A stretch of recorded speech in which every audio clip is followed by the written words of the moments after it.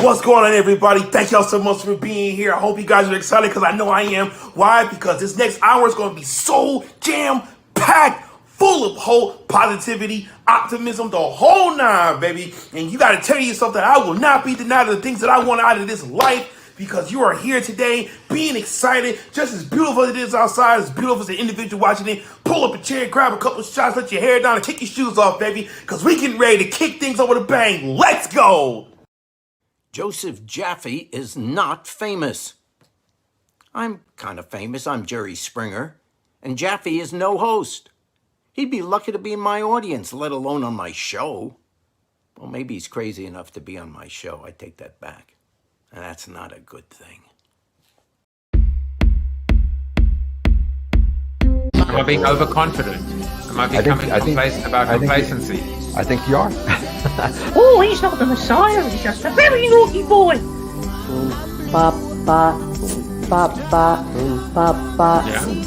Yeah, I've got big ears. Brian doesn't want to see anyone else. Piss off! That's the one, because you literally complete me, and we complete each other. You've obviously encountered discrimination in your own life by virtue of being Australian. Hey, Manuel Kemp was a real pissant who was very rarely stable. I don't want to get too gushy, but I might just be saying you complete me, Dean. PNG now stands for Pritchard and Good.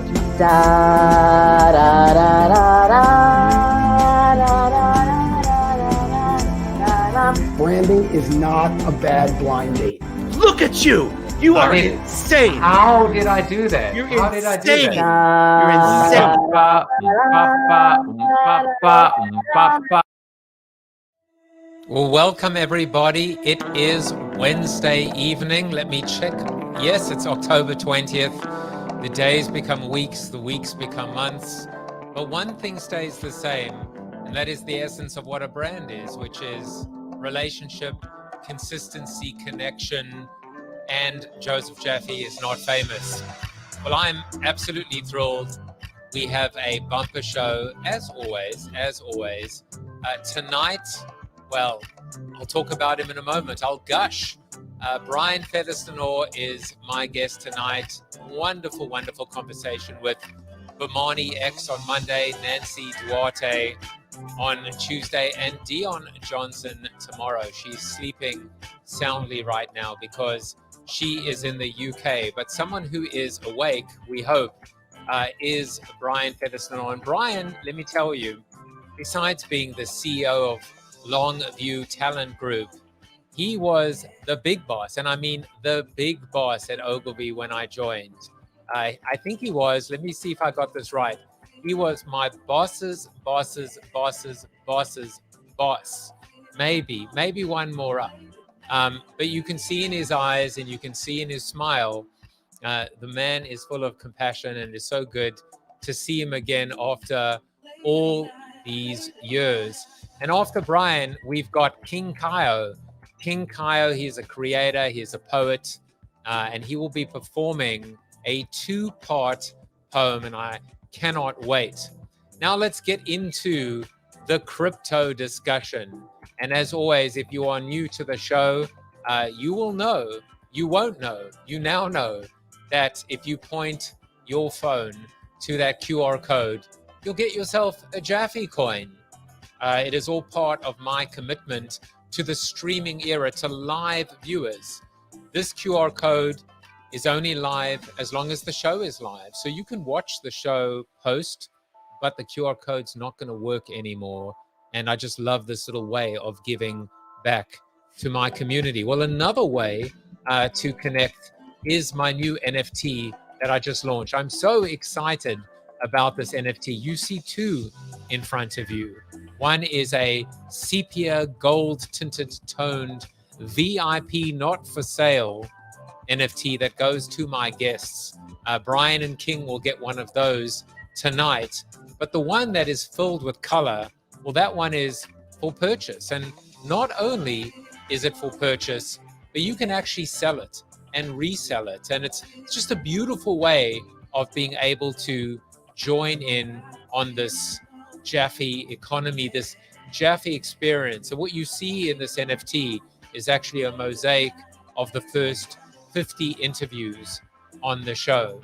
So check it out, rally.io/creator/JAFFE. These are a whole bunch of ways that you can join in and be a part of this little experiment. Well, now it's time to get to our seated soliloquy. Worked out perfectly, didn't it? And the seated soliloquy tonight is called People. I'm not going to get into a Barbara Streisand version of it, even though they are the happiest people in the world. But this is a slightly different take on the subject. People. It's always about people. It always was about people, and it probably always will be about people. And yet, here we are approaching the singularity, and heaven help me for uttering the word transhumanism. I won't even begin to tell you where I picked up this thread, but suffice it to say, there are some very confused, gullible people out there, either peddling or buying into conspiracy theories. You know who you are, or perhaps you don't know who you are. On a rational and intellectual level, I'm all for progress, innovation, disruption. Hell, it's my entire platform as a thought leader. Out with the old, in with the new. Survival of the fittest. Collateral damage, tough luck, yellow cabs in NYC. Uber arrived, blah, blah, blah. On an emotional and moral level, however, I take pause and I question my rubric when the subject at hand is a human being. We were taught to pick two of better, cheaper, and faster, but automation delivers all three. 4 if you add safer. And you could keep going by eliminating sick days, politics, or wage negotiations. And yet, these are people, real people, often working multiple jobs, struggling to put food on the table. Perhaps it's time to institute a new kind of protectionism, protecting lives and livelihoods, although we all know that any short-term gains always seem to come at a price. That's what happens with protectionism. Now, before you get all teary-eyed, fear not, because this is episode 2, The Worker Strikes Back. We're presently wallowing through the Great Resignation where, surprise, surprise, said workers are rebelling against 3-hour daily commutes, cubicle farms, and punch clocks. Greedy, ungrateful bastards. It's clear that we need a major rethink and even overhaul of the current talent landscape. And it begins with people, and it begins as well with leadership. Now, like most equilibria, there is a meeting in the middle, and in doing so, a series of trade-offs and compromises between art and science, efficiency and effectiveness. Philosophically speaking, there's a bitter irony associated with machines producing, distributing, and delivering products and humans consuming them, like ordering your Uber self-driving car, but not having any money to pay for the ride because you lost your job in the Tesla factory.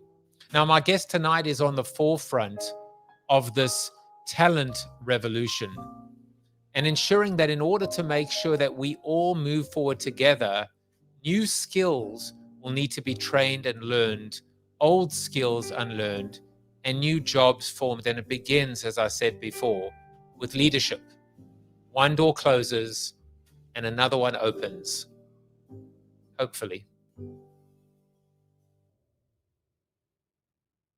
I could not have got my timing better tonight.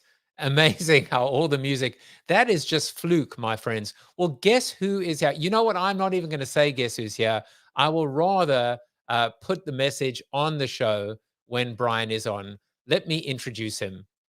Brian is a talent strategist, an author, a former CEO, and a chief people officer. He's helped many of the world's leading brands like IBM, Cisco, Nestle, Unilever, and IKEA with their digital transformations. He's now CEO of the Longview Talent Group, a consultancy dedicated to talent transformation, helping companies and individual leaders prepare themselves for the scary and exhilarating future of work. Let's say hello to him and welcome him onto the show. Brian, welcome to the show. Hello, Joseph. How did we ever let you go? Very You easily. escaped. Very easy. In fact, I remember the words were, "Don't let the door hit you on the way out." I don't think so.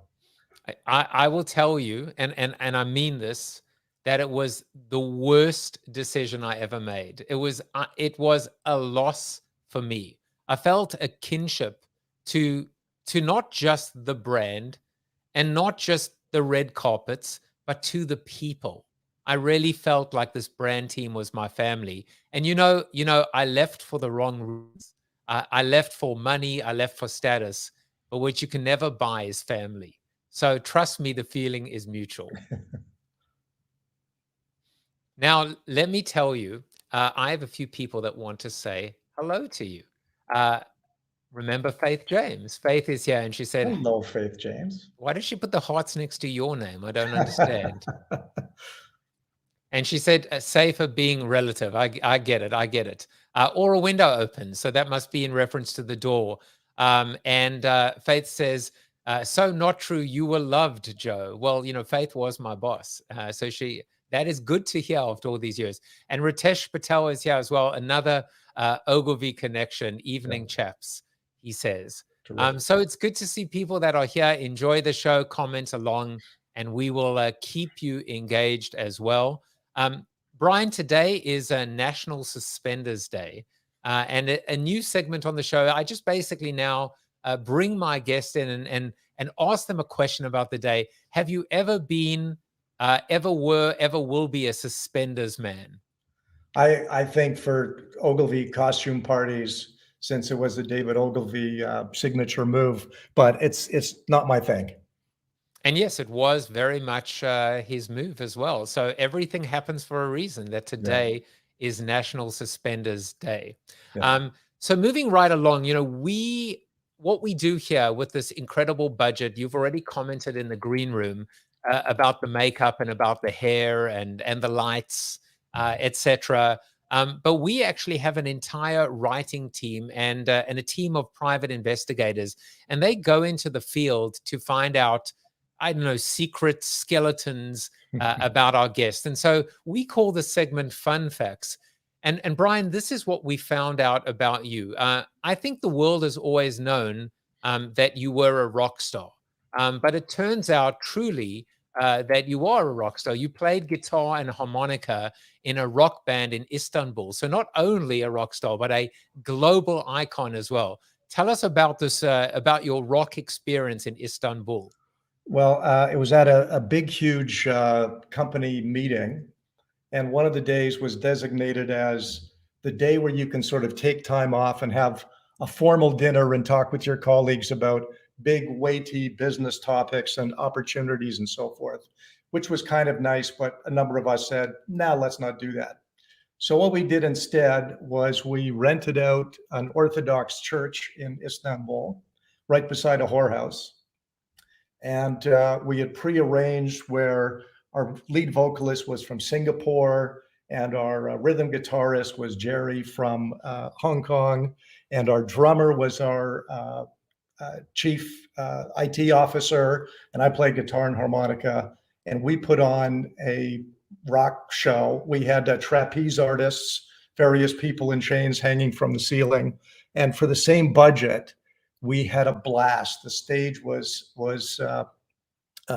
besieged by Brazilians from the crowd who wanted to sing Born to be Wild. So rather than doing sort of a snoozy thing, we just had a blast, and my colleagues were wonderful musicians along the way. I clearly did the wrong thing by looking for a photo, however badly retouched it was. What I should have been looking for is video footage.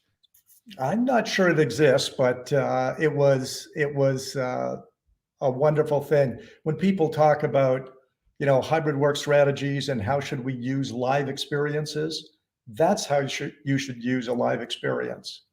Don't have The Office feel like, the Office Space 1998 movie. Make it feel like Burning Man meets Pixar, or the church in Istanbul, because people remember those things forever. And next to a whorehouse, no less. and next door to a whorehouse. I'm sure there were drinks coupons and other types of coupons, but Brian, I want to. It actually brings up something super relevant. I will never forget it. It was called the AETP. It was the Account Executive Training Program. Yeah. I still remember this program.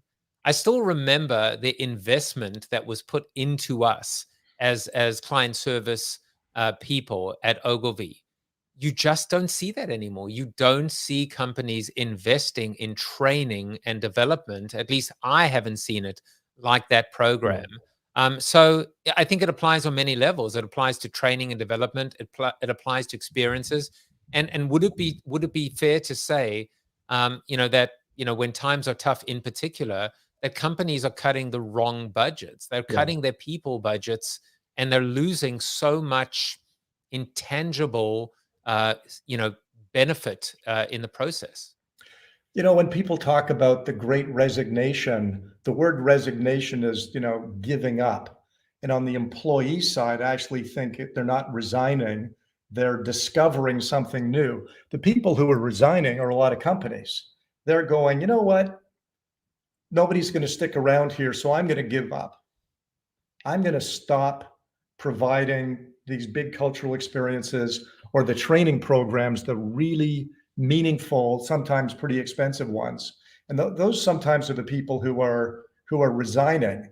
The employees are finding new gigs and testing out new hypotheses. What's right for my own life. And I do worry that some companies are giving up on the wrong things, because if you can prove to somebody that you can grow here, even if you don't stay here forever, because even when people leave, and you're an example of this, if you can get somebody who's a net promoter and says good things about your company behind your back, what's that worth? It's still happening. I mean, that's worth something really, really valuable. So anyway, the Great Resignation, I'm praying that it doesn't become companies resign themselves to the fact that employees will never stick around, so don't invest in them. That would be the worst possible conclusion. I think it's a rediscovery more than that. Well, I love the play on words, and I think it's so pertinent that it's we've all been looking at it and interpreting it as a resignation, as an employee is resigning. You've flipped it on its head and said it's actually a resignation in terms of giving up, in terms of corporate saying, why would we invest in an inevitable departure from our company? And I think your point is, wait a second, if you've created an experience, no matter how short or short-lived, you've got friends for life. And it's happening even on the show right now. You've got 4 people connected that may always be connected. I'm hopeful that it doesn't come to that, but I do worry that some companies are waving the white flag and saying, it's no longer worth it for me to invest in these people because they're going to go off and experience things. And it's kind of a self-fulfilling prophecy if you're not careful. So companies can do tons of things. And it's the fundamentals, as you say, of the employee experience. Do I have purpose here? Can I have a work life that fits with my total life? I need, fair and equitable pay, not the most pay, but fair and equitable pay. Can I grow here? Those are the things that keep people around, doing interesting work. But it's easy to say, do a better customer or a better employee experience, but you really have to devote yourself to it and don't give up. If you can be the place where people can grow, even if they don't stay there for 5 years, 10 years, 20 years, but you get a reputation as a place where people grow their careers, that's how you win the Great Resignation and the war for talent. So I mean, we're gonna discuss this in depth, but one of the things that just jumps out at me, and particularly we see it in the US, is a massive disparity between executive pay and then, as you cascade down the corporation. And it's, I'm actually teaching international business at the moment at Western Connecticut State. And the one thing that I've realized even in teaching that is different countries have different cultural approaches to this disparity, where The gap or the chasm in the US is egregious compared to many other countries. Yeah. How do you counsel leaders and the C-suite? How does that gap get bridged? Does it get bridged, or is the point, look, welcome to capitalism, and this is the way Yeah. life is? I think we're seeing this massive shift right now. It's a power shift from employers and the senior most leaders to more of the rank and file, the emerging leaders in the company. And it's a wake-up call. It's a wake-up call because especially like the consulting businesses and the legal profession and a lot of marketing services and so forth, their business model is based on billable hours. And if you don't have people to do the billable hours, you don't have a business anymore. And so when you see this, big move afoot, people looking for new jobs, leaving industries, it's starting to wake up some of the senior people. And I think there will be, the roots of capitalism and performance pay are very, very deep. But I think there is right now, last 6 months, a growing appreciation that you can't just take people and say, this is what you get. And if you don't like it, go somewhere else. And they go, okay, I'll take the deal. Thanks. Bye-bye. And there's some leaders are starting to get pretty concerned about it. And, it's probably a very healthy correction for the reasons that you mentioned. I want to chat for a moment about age, Yeah. and generational age. Let's start off with the silver hair executives, of which I am becoming very quickly. I've been one since I was age 29, so I know. I'll cop to that one. Well, listen, they used to call you the Richard Gere of Ogilvy. I just made that up right now. But the reality is it's probably been a little bit more closer to Roger Sterling. Yeah, I think, just in looks, by the way, just in looks. But one of the things that's been really interesting for me on the show, obviously turning 50 as well, but is getting into the subject of ageism and dealing with fear, and the fear that there's someone half your age that will work twice as hard as you for half the pay. I mean, I think what we've encountered is younger millennials and Gen Zers are not exactly the people that are going to work twice as hard for half the pay. But putting that aside, what are your thoughts and your counsel about people, especially now over the last couple years, that have found themselves, at the age of 50 plus, 55, 60, thinking, what the hell am I going to do now? Yeah. And, the big thing is every day when you wake up, think about the future, not the past, and stay fresh and stay valuable. Really get right to the core of how your company makes money, what is valued in the company, if it's winning new business or keeping some existing customers or whatever it is that makes your company money. The reality is you are vulnerable by virtue of the fact that you probably make a good buck.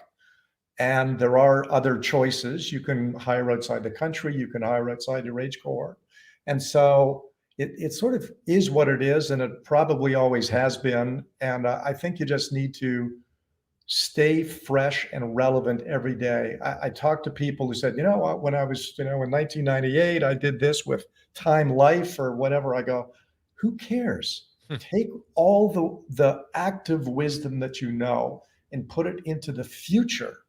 That's the only thing that matters. You're the person across the table from you who pays the checks or hires the people or does the job openings. They do not care about the past.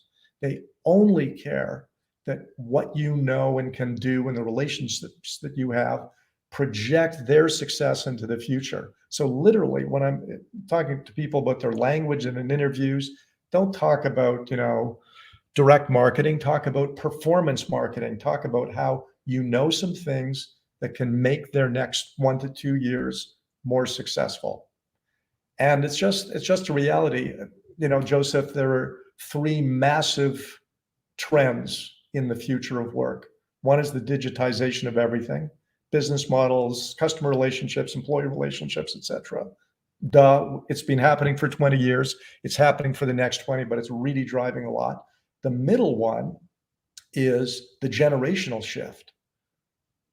The baby boomers, who have been the dominant operating leadership force for decades, are going away very rapidly. Within the next couple of years, they will be virtually gone as operating leaders. They'll continue as investors, advisors, and influencers. The operating leadership is going to Gen X. Gen Y's rising stars, Gen Z, Gen Z are the entrance into the marketplace. It's just a reality. It has massive tectonic, influence on expectations and experiences and speed and relationships and role of social and diversity, equity, and inclusion. So it's just a massive thing, and it just is what it is.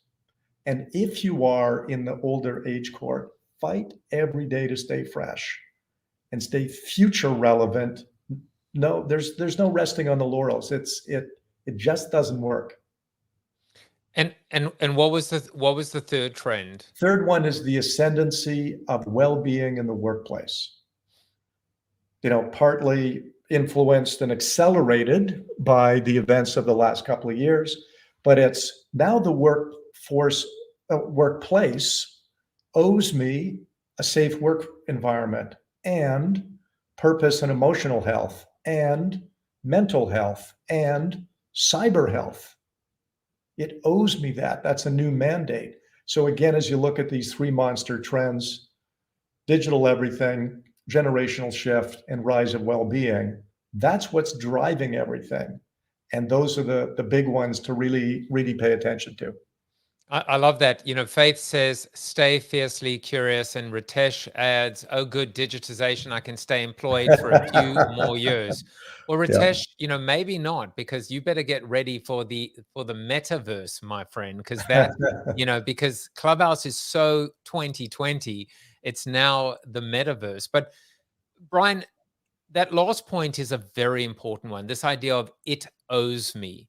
Now we go back to millennials and Gen Zers.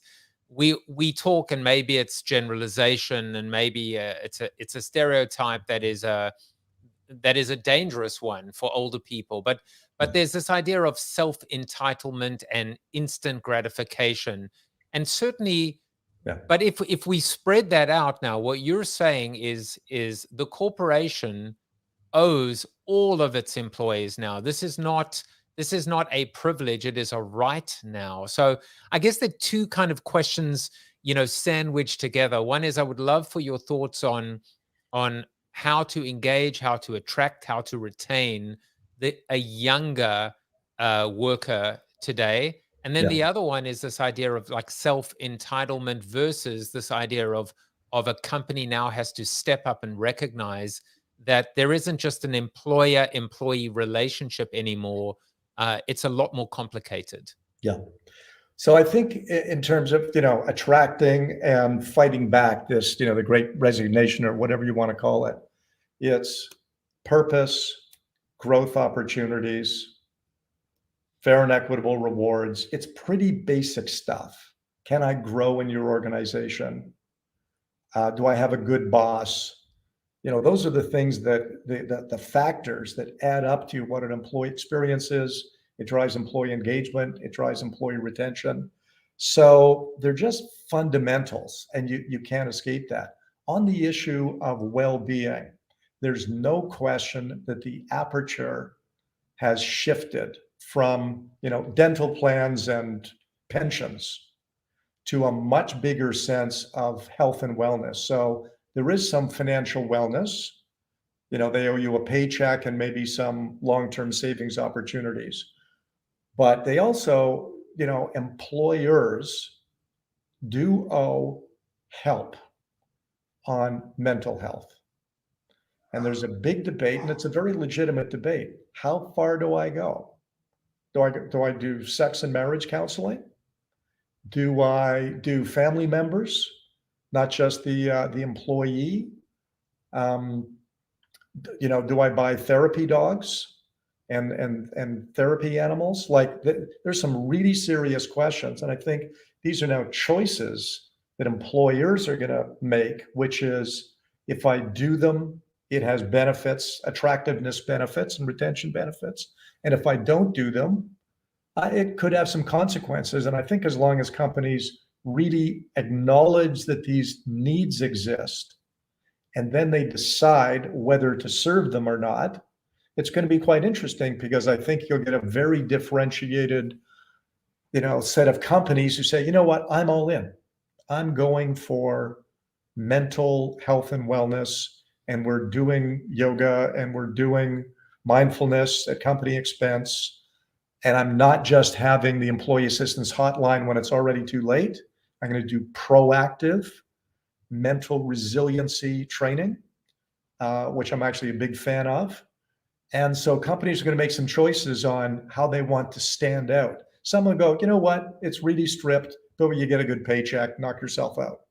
And other people will go quite holistic. It's going to be interesting. I absolutely love this idea, and I was thinking, this is one way that a company can differentiate itself in terms of best places to work. And I never thought about it that way. I also love the contrast between pension and the 401k and dental and vision, and it's like it's so antiquated and archaic. I was thinking, like, give me some Bitcoin, or like do something different for me. But it really just gets my mind. I mean, look, I probably shouldn't announce this like so loud and publicly, but I mean, it's probably not a terrible thing to say, but I'm teaching at NYU now, and I got all this paperwork for like pension and this and then I got approached by the union, and I'm like, I'm not joining a union right now. I've just been teaching for 3 weeks. It's like, why? They're like, it's only 2% of your check, and I'm like, I'm a teacher, for God's sake. Do you know how much teachers get paid? I'm not giving you 1%. So if you are from the union, I will pay my dues. but it's like, I don't get it. It's like, what's a trade union? It's like, so the thing is, I want more. I need more. We need more. Companies can do more. So, and this was actually in the news today, Brian, which is, Netflix employees walking out, right, as fallout from the Dave Chappelle special continues. So if those of you, you better watch that Chappelle special quickly if you want to hear what all the hoopla is about, because it's probably going. But I mean, this is another example now, and this is a tough one. Like, what do you do in this situation when you've built a platform on so much breadth and depth and and content that can be conservative and controversial? I guess you listen to your employees. You listen to your employees. You acknowledge the power shift, which so many of the chief executives, especially in financial services, said effective July the 6th, you're all coming back to work, because the management committee and I have decided that our culture is based on face-to-face. Almost every single one of those executives had to back off with a hybrid model, because their employees said, look, you stole my commute hours for the last 18 months. Came out of me. I gave them to the company. You gave me more Zoom calls to do. You're not stealing the summer of 2021. And there was a lot of pushback. And so people went to September, October, November, and some into January, or much more gradual. That's an example of where the wake-up call for the very senior leadership, which is just, if you believe your things, people are our greatest assets, and if you believe that, listen to them. And you need to listen acutely. You're not going to sort of wave the white flag and say, I'll do whatever you want, because they might ask for crazy stuff. Have a proper conversation and create a new value exchange. I will give you more freedom in exchange for more accountability on your end. That's a deal. And what that means is you get your work done. I'm going to be really tough on what your work is, and not so tough on hours spent present in the office. Deal? Deal. And both parties need to own up to that. I'll shake on it. I'll shake on it. Totally. I have to say, I feel like a bobblehead doll because I'm just nodding to everything you're saying the whole time. I mean, it's so true. But I want to make sure. And by the way, before we talk about your book, I wanted to say that I was actually thinking conceptually, the whole workforce is the trade union right now. The collective bargaining or collective negotiating is happening at a global level, and that therefore, equals unbelievable clout and power. And that's what we're seeing. Yep.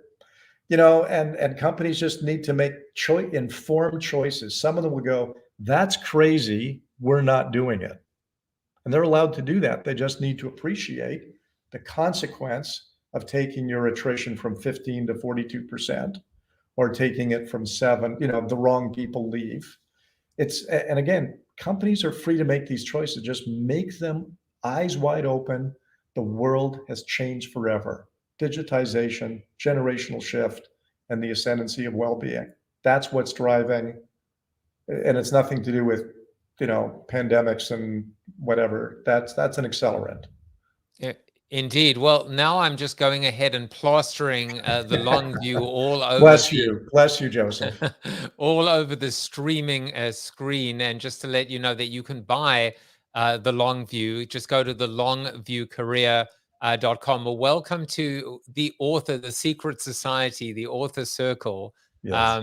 We have as you know, because you're part of it, a secret handshake and everything. You've written this book, and there are a bunch of things in this book that really caught my eye. But one of them, which I thought was very, very interesting, is this concept of the 100-hour test. Yes. And so why don't you set up the 100-hour test, and I am going to put myself to the test, and I filled in what I think is my current and my ideal. Great. So the basic idea, it's a simple thing you can do with a napkin and a piece of paper or whatever, this little exercise here. There are about 100 waking hours in a week. How do you spend them? How do you invest them? Because we become how we spend our time, whether we like it or not. And so I've just taken some broad categories, sort of work, including commute time and family time and community time, which might be not-for-profit or religious or other activities like that. Fitness and wellness and mindfulness is that category in the upper right. Just chilling is sort of, I call it open time, unstructured, not previous, not committed. And then teaching and learning, which I think is a really big thing. So in my own life, you're working and teaching. I advise some startup companies and do some lectures at MIT and McGill and so forth. And also I learn guitar. I'm nominally a musician, but I'm really a student and have been for a long time and will continue to be. So the idea, this is almost like your strategic asset allocation. If we say time is an asset, how strategically in a given month or so, what does it look like? So Joseph, you've done this exercise. Tell me a bit about your personal time portfolio. How are you allocating things? Well, by the way, not only did I do it, but then I was able to compare it to yours. And we were actually, interesting enough, fairly similar. So this was mine. I'm probably spending, I hope my wife is not watching the show tonight, 5% of my time family, 10% community, 5% fitness, trying to raise that, obviously coming out of the hospital and going through cardiac rehab. 60% work, I'm just working all the time.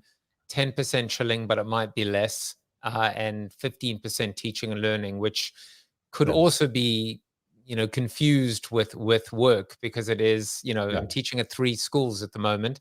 And then I said, ideally, I'd like to spend 15% with my family, maintain 10% with community, increase fitness, decrease work by quite a lot. That might be wishful. Maintain chilling, and maintain teaching and learning. I don't even know. Does that add up to 100? I'm not so good at math. Yep. No, that I think adds up to 105. So I found 5% extra, but that's, something's going to have to go. I think family time just got cut down to 10. How did I do?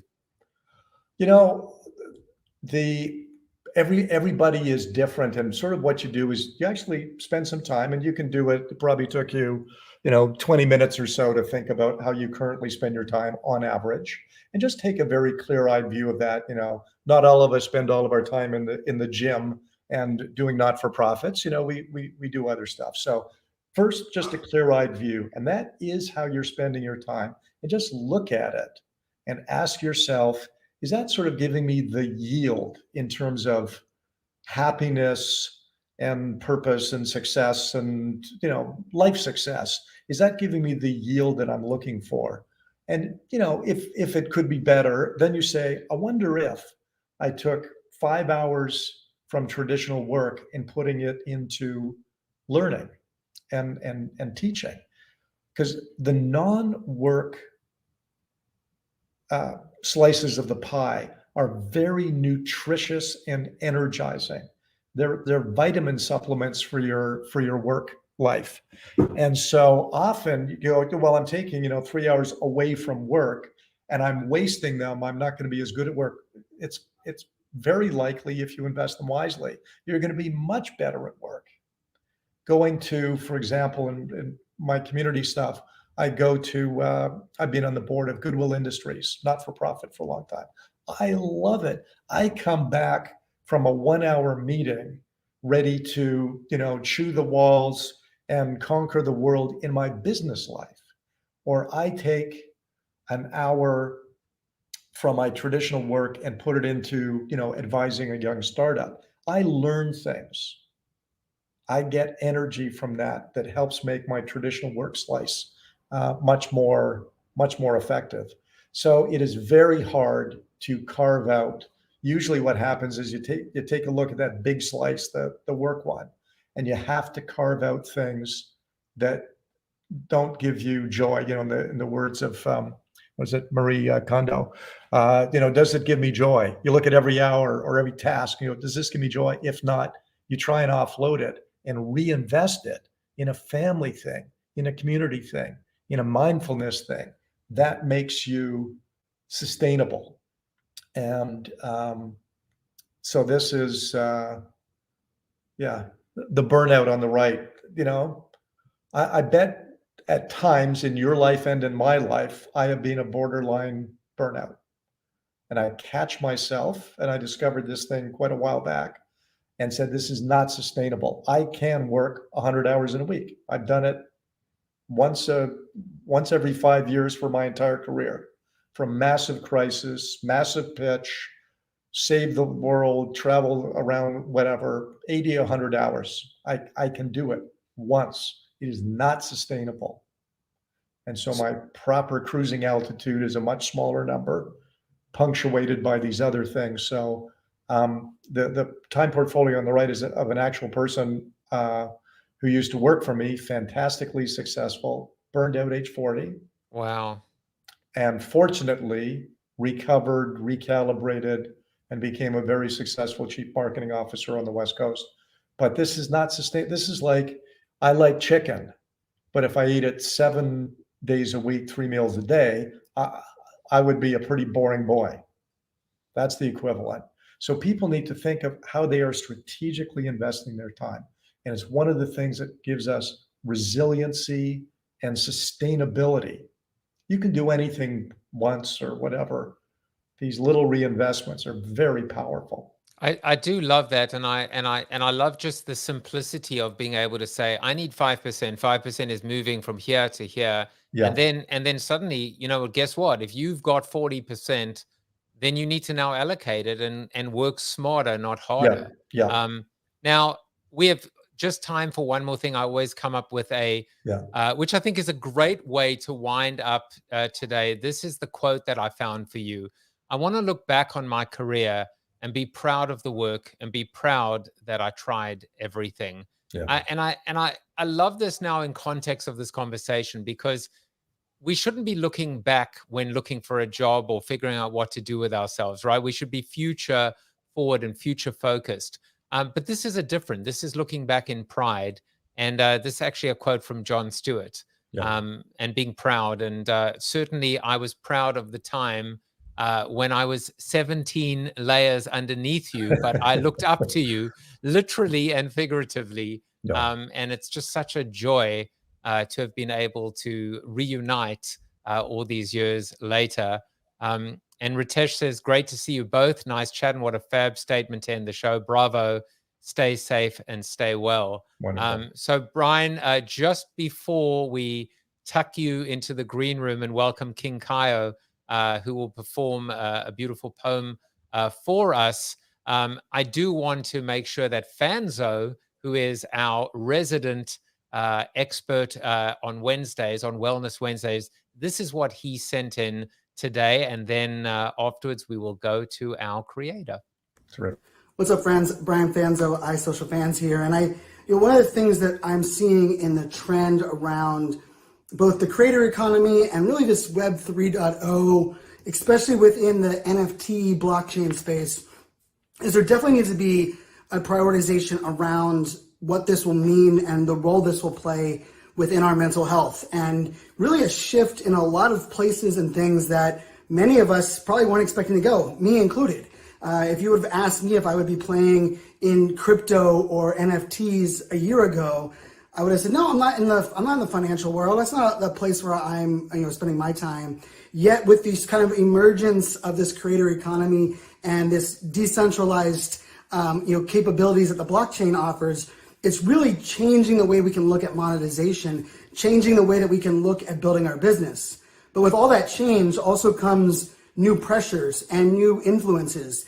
The idea that we're buying on something because of a trusted connection we have, and based sometimes on things that are outside of our control, the market itself can change or shift, or the value that has can be something that goes away, or even some of the recent security hacks that have existed in that space and really can disrupt our thinking and our trust in the digital space. And so I think it's important for us to take hold of that, to recognize, like in our friends, even in those of us that are launching projects or even promoting others. I believe NFTs are such a really dynamic way to disrupt the way we build community and the way we connect these smart contract world online. But I also understand that that's going to open up this uncomfortable new unknown for so many people. And with the world still kind of trying to reinvent and come out of what we've had for the last 24 months, this can not only be overwhelming, but this can be something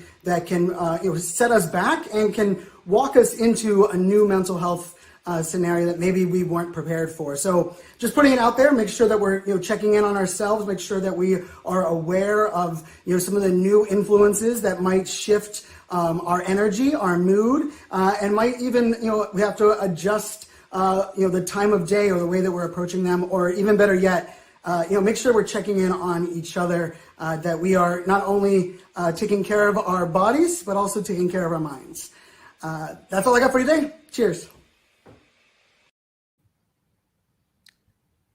Yeah, that was Fanzo, and I was thinking, Brian, going to be, maybe I won't sign up to join a company based on their 401k, but I want to know what their NFT plan is. That will be interesting to me. It was so interesting, Joseph, the word that Fanzo used, which is trusted connections. That is a currency that will endure across the generations and across this big shift, and will be this precious commodity in the future of work and the future of relationships, trusted connections. And one of the things leaders need to do is, how do you build trust? Who taught you that? How do you learn that? And sometimes you don't learn it from, crazy high-speed data inputs. It's a little bit more thoughtful. So trusted connections, big word. I'll tell you who you learn it from. It's very simple. You learn it from Brian Featherstone. That's where you learn. That's who and where you learn it from. Brian, guest number 290, and my finest guest to date, no doubt. You can connect with him on LinkedIn. buy the long view and check out in 2022 the Resilient Leader, which is a new leadership curriculum for future leaders. Brian, pull up a chair, get yourself a beverage, and we will welcome you back in about 5 to 7 minutes after King Kaio performs for us. It's been a real pleasure. You are one of my trusted connections. Fantastic. Great to see you. All right, and now we come to King Kaio, who's been patiently waiting in the green room. He is ready, and it is. I mean, I love this bio. He hails from New Jersey. He's been. I mean, listen to how poetic this is. It says, have been on and off with writing through the years. I write because I have no other person to talk to, and I know for a fact there are people who experience this same feeling. So I write to be a synthetic voice for the voiceless. King Kaio, welcome to the show. You can talk to me anytime. Oh, say again. Sorry. Hello. Hi, I said you can talk to me anytime. Oh, okay. Thank you.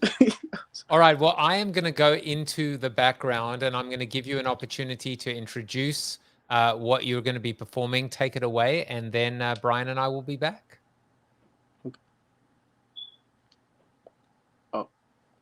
Oh, well. So the piece I'm doing today is called Sunday Candy /2. It's a 2-piece portion. And it goes like this. They say you should start your days with coffee. So I start with you. Caramel, mocha, topped with crumbs of enchantress. Your sorcery drizzled in another armored coating of caramel. My Sunday candy. You light me up. Call you my firework, the way you work my receptors into a beautiful display of bursting nebulas, leaving heat inside my tummy. Like moths, drawn to a flame, I'm drawn to you. I'm drawn to how you feel me.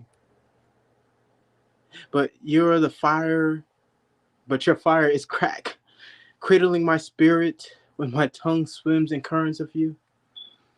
Your flavor is beauty, dancing in the sugar cubes of divinity, so mere unicorn will still be addicted to your sensory overload, a train ride of reds and blues, flashing, the warning of how your rays of yellow would be the embodiment of the sun's touching my insides, flinting my heart to skip beats, igniting my passion to spark the stardust that matches the frequencies of extended masters. I'm able to dawn the light of orange delights. I'm just saying, you're my vitamin C.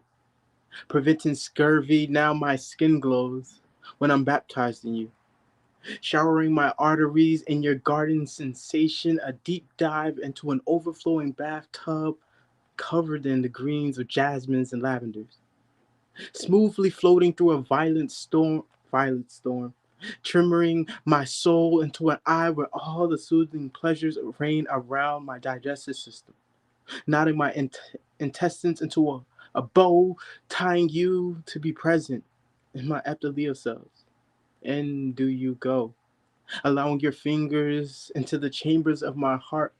From left to right are stories inscribed into the walls of what you brought me. Happiness. With flavor. Now every time that I get to share with you is timeless, since my memories are full of moments I cherish, while you're the first to ever be splashed into my existence. Like you made up the spine of my DNA, for you are forever the secret sauce to my positivity, a bad girl that goes by caramel, mocha, frappe, that nurses me back to health when I sip your essence. Sometimes I just want to be where you are, so I could read out loud to the world, to the woman I hurt. I'm sorry my love wasn't following orders. The rules of monogamy, one, never seemed to have spaces for apologies. If it did, then I let love blind me from seeing the space to grow. My cup has been full of air, So our love was filled with helium. I was never good with balloons. They always fly away. So number 2 would be that I was never good with rules. Chained down, pinned in. Bulls don't like being caged in with bullshit. Now I'm full to the brim. Now my eyes glow more brown than usual. Sorry my words manipulated your spine into bending, opening up your walls to let me slide into your fairy tales, marketing the end of dreams that told you happiness was right around the corner.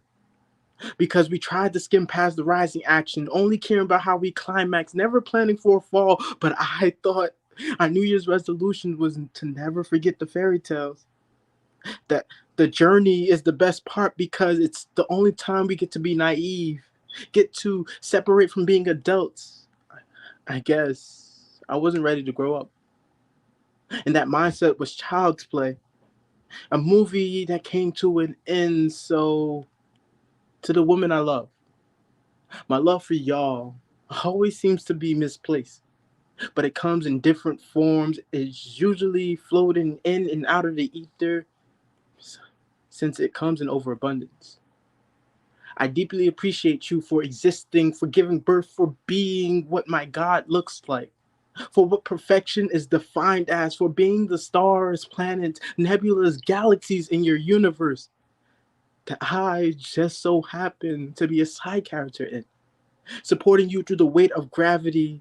From the matter that it tries to keep you under, I'll make sure to be fluid with transparency, buoyantly lifting you up through the waves of anxiety that tries to drown your light. So may my affirmations be your boat, raising your frequencies above the waves of white noise that tends to go unnoticed, but I still hear your troubles. So instinctively, I'll be your sword and shield, but most importantly, I love you for who you are who you are. I'm thankful for who you are. Thank you for being in my life. To my future lover, when we meet, I pray I'm not lost in the sheets of self-sabotage, blanketed in toxic behavior that wears the mask of self-love. I no longer want to be a golden chalice of unrequited happiness to the point King Arthur wouldn't gut my contents. I start off as denial, upon your tongue, falling for my twists and lies, making you smile, preying on your weakness, blinding you from the carnage that would cause our symbiotic relationship to be a chemical eruption, overflowing our memories until they are saturated with anger, yourselves vindictively voyaging through depths of quicksand. Rushing to escape, you start bargaining pieces of sanity to break from my grasp. But imagine how therapeutic my love is. How addicting someone checking on your feelings becomes a drug. Weaning off me takes a passage through depression. Pushing out the lesson to accept that I've probably never been good for you, to you, or with you. These were just the 5 stages of Kai that I wouldn't wish on anybody, an annoying pest who just wants to love right or learn how to love, since I don't know how to love myself. I don't want to be another project. I don't want to be another pet peeve, another pet you're responsible for. So I pray you find me when I'm at my best, fighting my worst, and winning the war so I may give you all of me. Poem.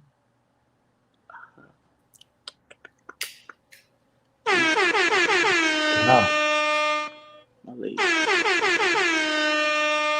You get 2 air horns and an applause. Wow. That was like a biology lesson.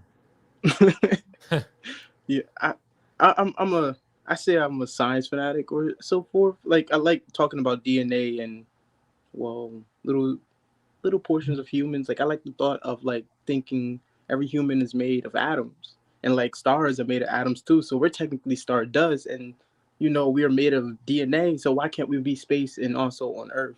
Like why can't we be more than just And so yeah. Well, listen to your future wife. She is a lucky woman. That's all I can say. What did you think, Brian? I think, to be the focus of King's attention would be a pretty magnificent thing as any person. There's a lot of incredible energy that went into that poem and into that relationship. Very beautiful. Thank you. Thank you. Oof, thank you. Oh, you And you have a fan in Faith James, let me tell you. Thank you. Yeah.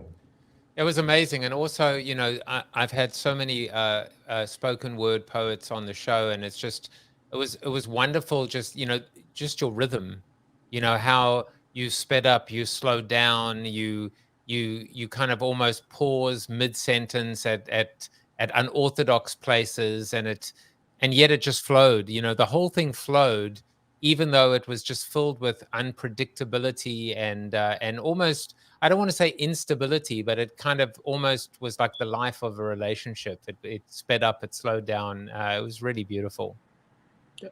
Thank you. Sheesh. My little heart. Hey, listen, this is, you know, we're only telling you the truth.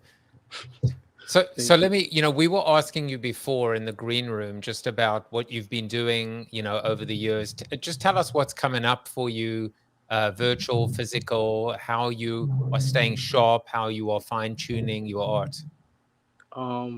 So first and foremost, the way I'm gonna answer it backwards. My brain is weird, but how I stay sharp. I'm usually on Clubhouse. I heard you were speaking about Clubhouse earlier, and I was like, oh, it's very true. And one of my friends, his name is Symbolic Knight. Well, that's his poet stage name. I don't want to give out his government name because I respect him being called the Metaphor King and so forth. But he hosts the Street Prophets house. They have rooms on Tuesdays and Thursdays, and I usually go into listen to the other poets and like the other community, like the expansive community. Also, my friend Nick Austin. He goes by his bars.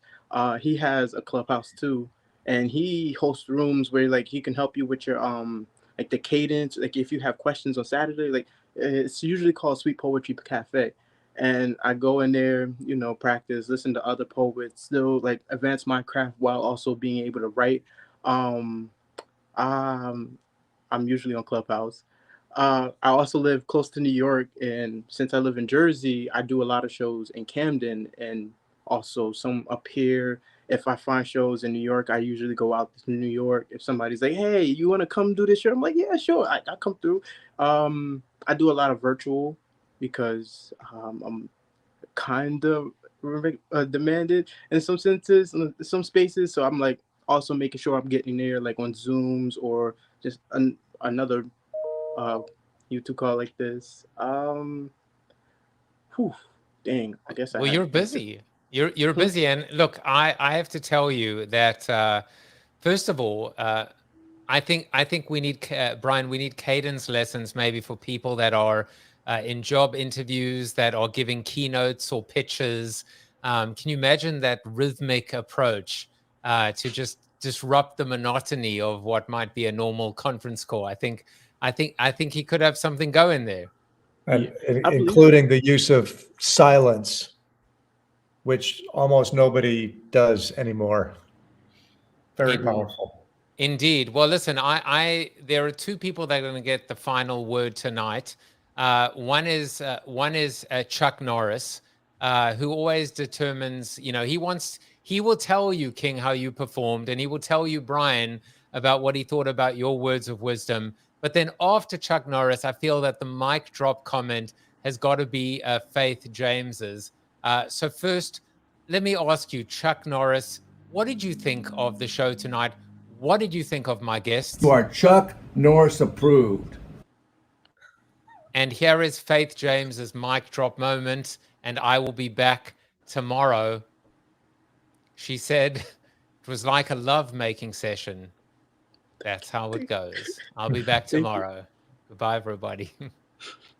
Thank you for watching the show about hope, positivity, optimism, and if there's time left over, a little bit of marketing with your host, multiple author, and global keynote speaker, Joseph Jaffe. If you like the show, tell a friend or two. Please subscribe to the show, and if you want to get inside news, previews of upcoming guests, and much more, visit josephjaffe.com/subscribe to sign up for the show's newsletter. And despite the best ministrations of your wife, you still look ugly.